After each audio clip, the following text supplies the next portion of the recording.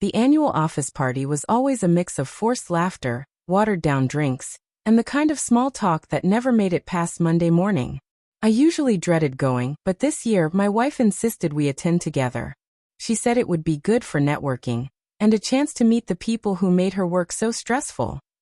So I went, dressed in a suit I rarely wore, my arm linked with hers as we walked into the crowded ballroom.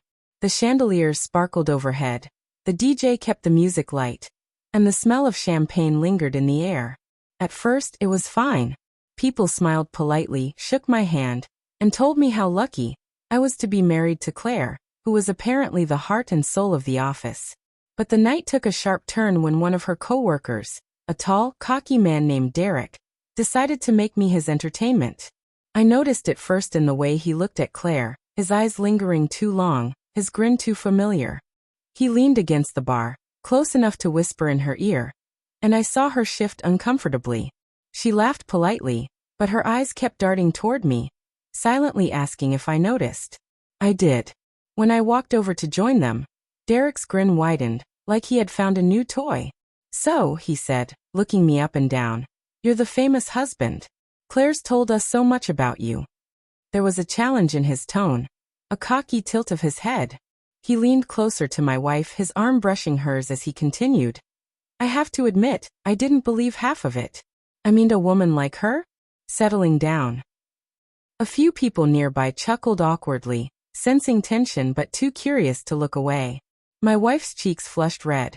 She tried to steer the conversation back to safer ground, but Derek wasn't done.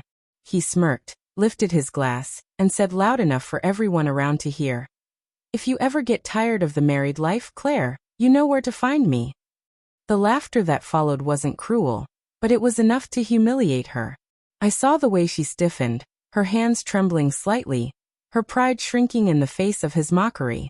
That's when I decided the room needed to fall silent. I stepped closer, so close that Derek's smirk faltered just slightly. I looked him dead in the eye and said, my voice calm but cutting, "You should be very careful with your words. Because while you think you're being funny, all you're really doing is showing everyone here how little respect you have for yourself." The chuckles died instantly.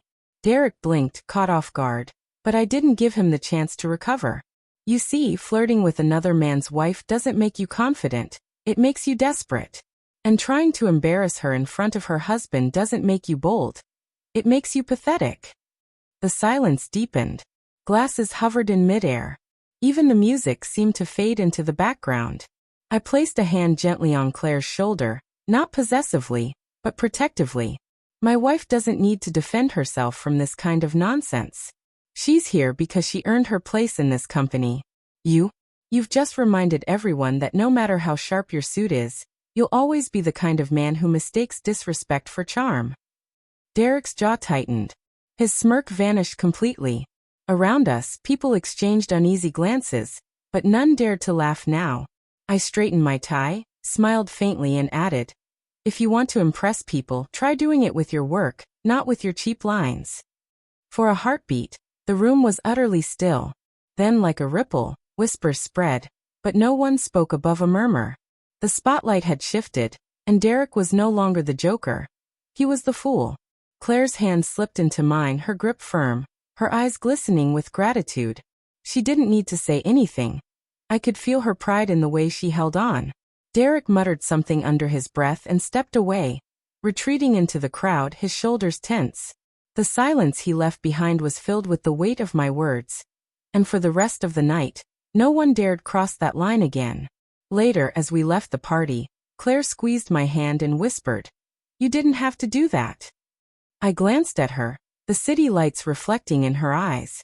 "Yes, I did," I said. "Because no one gets to make you feel small. Not while I'm here."